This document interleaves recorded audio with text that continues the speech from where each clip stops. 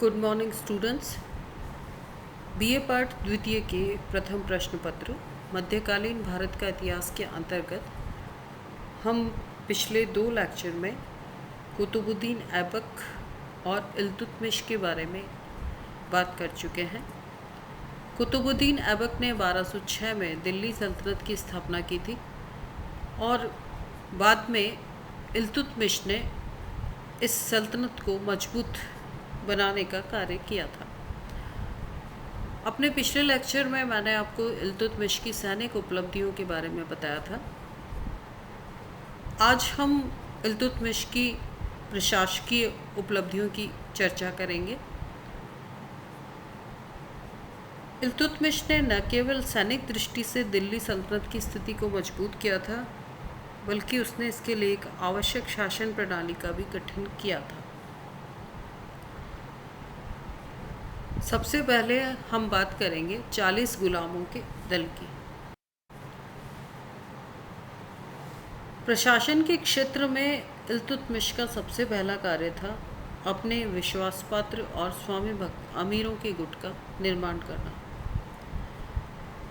गद्दी पर बैठने के बाद उसने ये महसूस किया था कि जिन व्यक्तियों की उन्नति गौरी अथवा कुतुबुद्दीन ऐबक की कृपा से हुई थी, उनमें से अनेक सरदार उसको सुल्तान के रूप में स्वीकार करने के लिए तैयार नहीं थे। उसने यह भली भांति समझ लिया कि अधीन कर्मचारियों की पूर्ण स्वामी भक्ति प्राप्त करने का उचित साधन यही है कि सभी उच्च पदों पर वे अमीर नियुक्त किए जाएं जो अपने उन्नति के लिए पूर्णतः उसी की कृपा पर निर्भर हो। अतः उसने अपने तुर्कदास अधिकारियों के एक दल का गठन किया जो 40 गुलामों के दल के नाम से जाना जाता है, और सभी उच्च पदों पर उन्हीं लोगों को नियुक्त किया। जियाउद्दीन बर्नी ने 40 गुलामों के इस दल को तुर्काने चहलगानी के नाम से पुकारा है। 40 गुलामों के दल का अभिप्राय यह नहीं था कि इस दल के सदस्यों की संख्या 40 थी, बल्कि इस दल में उन तुर्की अमीरों को रखा गया था जो अपने आरंभिक जीवन में इल्तुतमिश के दास थे और जो उसी की कृपा से उच्च पदों पर पहुँचे थे। इस प्रकार अमीरों का एक नया दल संगठित करके उसने सम्राट की प्रतिष्ठा को बढ़ा दिया और बाद में 40 गुलामों के दल के साथ ही उसने ताजिकों को भी महत्वपूर्ण पदों पर नियुक्त किया। ताजिक गैर तुर्क विदेशी अमीर थे और वे इल्तुतमिश के दास नहीं थे। इस प्रकार तुर्कदास और स्वतंत्र ताजिक, ये दोनों ही इल्तुतमिश की सत्ता के मुख्य आधार स्तंभ थे। जब तक इल्तुतमिश जिंदा रहा तब तक वह इन दोनों दलों पर पूर्णतः नियंत्रण बनाए रखने में सफल रहा। प्रशासन के क्षेत्र में इल्तुतमिश का एक दूसरा महत्वपूर्ण कार्य था इक्ता प्रथा का प्रचलन। इक्ता प्रथा मध्य एशियाई मुस्लिम राज्यों में प्रचलित थी और भारत में इसका प्रचलन इल्तुतमिश ने किया था। इक्ता का शाब्दिक अर्थ है भूभाग। इक्ता 2 प्रकार के होते थे, छोटे इक्ता और बड़े इक्ता। छोटे इक्ता भू राजस्व अनुदान होते थे जो लोगों को सैनिक सेवाओं के बदले में दिए जाते थे, और जिन्हें भी यह दिए जाते थे उन्हें इनसे केवल भू राजस्व वसूल करने का अधिकार होता था। छोटे इक्ताओं में बड़े इक्ताओं की तरह प्रशासनिक उत्तरदायित्व नहीं जुड़े हुए थे। बड़े इक्ता प्रांत की भांति होते थे और वे उच्च पदीय कर्मचारियों को दिए जाते थे, जिन्हें मुक्ता और कभी कभी वली भी कहा जाता था। मुक्ता अपने प्रदेश की प्रतिरक्षा के साथ साथ शांति और व्यवस्था बनाए रखने के लिए भी उत्तरदायी होते थे। आवश्यकता पड़ने पर वे केंद्रीय सरकार को सैनिक दस्ते भी भेजते थे। इसके अलावा उन्हें अपने क्षेत्र में भू राजस्व वसूली का कार्य भी करना पड़ता था। इस भू राजस्व में से अपना वेतन, सेना और प्रशासन का खर्चा काटकर शेष रकम वे केंद्रीय सरकार को भेजते थे। इल्तुतमिश ने स्थानीय हिंदू सामंतों का विनाश करने के लिए और साम्राज्य के सुदूर स्थित प्रदेशों को केंद्र से जोड़ने के लिए एकता व्यवस्था का सहारा लिया था। उसने अपने साम्राज्य को एकताओं में विभाजित कर दिया और उनमें मुक्ताओं के पद पर अपने विश्वासपात्र अमीरों को नियुक्त किया। उनके पास बड़ी बड़ी सेनाएं रखी गई जिनकी मदद से वे अपने अपने एकता में शांति और व्यवस्था बनाए रख सकें और स्थानीय हिंदू सामंतों के विद्रोहों का दमन कर सकें। इल्तुतमिश ने मुद्रा प्रणाली को भी व्यवस्थित करने का प्रयास किया। उसने पूर्णतः अरबी ढंग का चांदी का एक नया सिक्का चलाया जो तौल में 175 ग्रेन होता था और जिसे टंका कहा जाता था। चांदी के टंके के साथ ही उसने छोटे सिक्के के रूप में तांबे के जीतल का प्रचलन किया। नेल्सन राइट ने लिखा है कि दिल्ली की मुद्रा प्रणाली में इल्तुतमिश का शासनकाल ऐतिहासिक महत्व रखता है। यह निसंकोच कहा जा सकता है कि यह टंका बाद के सुल्तानों के टंकों के लिए एक नमूना था और उन्हीं से आधुनिक रुपए का विकास हुआ। इस प्रकार इल्तुतमिश ने चांदी के टंके और तांबे के जीतल को एक दृढ़ स्तर पर पहुंचाया। यह उसकी एक महत्वपूर्ण उपलब्धि थी। इल्तुतमिश ने न्याय व्यवस्था के लिए भी सुचारू प्रबंध किए। इस संदर्भ में इब्ने बतूता ने जानकारी दी है कि शाही महल के द्वार पर 2 सिंहों की मूर्तियां रखी हुई होती थी जिनके मुंह में लगी जंजीर को खींचने से घंटी बजती थी। जिसे भी कोई फरियाद करनी होती थी वह इस जंजीर के द्वारा सूचना देता था और शाही कर्मचारी तुरंत उसकी बात सुनते थे और यह व्यवस्था रात के लिए थी।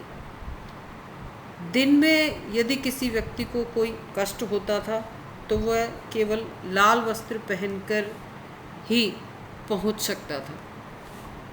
सुल्तान के आदेशानुसार ऐसे व्यक्तियों की तुरंत फरियाद सुनी जाती थी।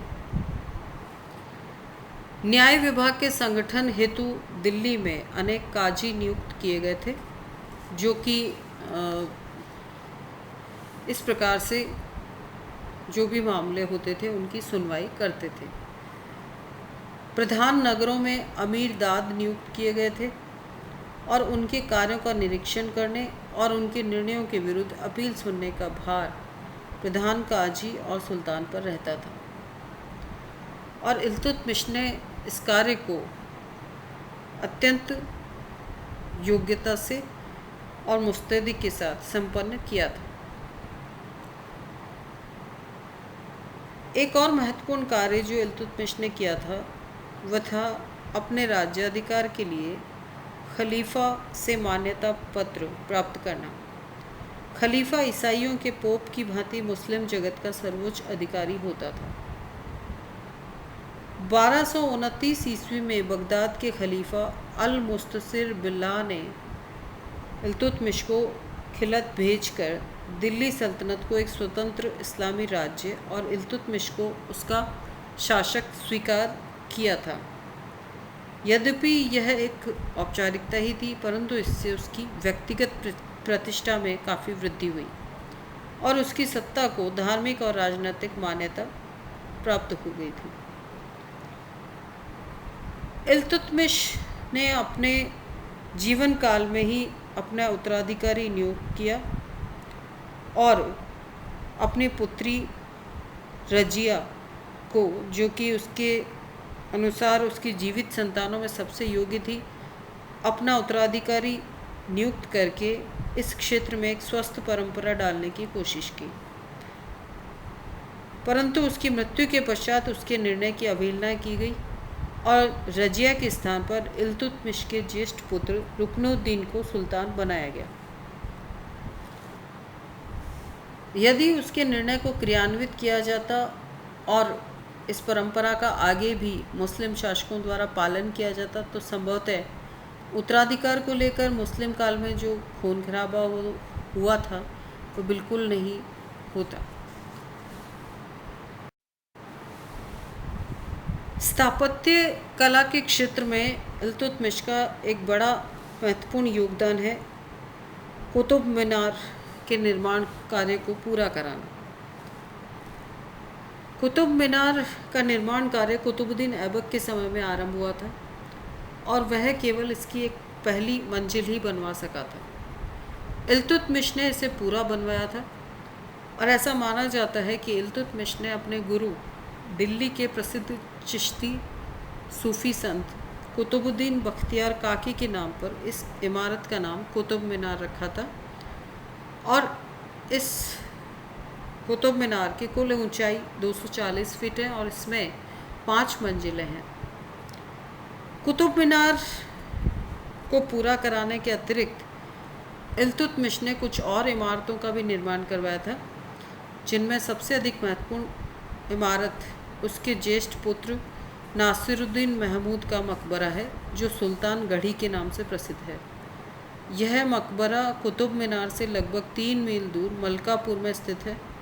इसे इल्तुतमिश ने 1231 ईस्वी में बनवाया था। यह भारत में तुर्कों द्वारा निर्मित पहला मकबरा था और इसलिए कुतुब मीनार के विपरीत स्थापत्य की दृष्टि से यह हिंदू शैली के अधिक निकट है। इनके अतिरिक्त इल्तुतमिश ने और भी कई इमारतों का निर्माण कराया था, जिनमें हौज ए शमसी ईदगाह, बदायूं की जामा मस्जिद और नागौर में स्थित अतारकीन का दरवाज़ा प्रमुख है। इस प्रकार स्पष्ट है कि इल्तुतमिश न केवल सैनिक उपलब्धियों की दृष्टि से बल्कि प्रशासकीय सुधारों की दृष्टि से भी एक महत्वपूर्ण शासक साबित हुआ। वह एक वीर और कुशल सैनिक था। उसमें साहस, बुद्धिमत्ता और दूरदर्शिता आदि कई महत्वपूर्ण गुण थे। वह मध्यकालीन भारत का एक श्रेष्ठ शासक था और उसने भारतीय इतिहास में अपनी एक अमिट छाप छोड़ी। उसने देश को एक राजधानी, स्वतंत्र राज्य, राजतंत्रीय शासन और शासक वर्ग प्रदान किया था। उसने ऐबक का अधूरा काम अपने हाथ में लिया था और भारी संकटों में संघर्ष करके और अधूरी बुनियाद पर ऐसे राज्य का निर्माण किया था जिसको बनाए रखने के लिए बड़े कूटनीतिक कौशल की आवश्यकता थी। इसलिए डॉक्टर आर.पी. त्रिपाठी ने उसे भारतवर्ष में मुस्लिम प्रभुसत्ता की वास्तविक शुरुआत करने वाला माना है। प्रोफेसर निजामी ने लिखा है कि ऐबक ने सल्तनत की रूपरेखा की कल्पना मात्र की थी, किंतु इल्तुतमिश ने उसे रूप और स्तर, वाहिनी, शक्ति और निर्देशन, शासन प्रणाली और शासक वर्ग प्रदान किया था।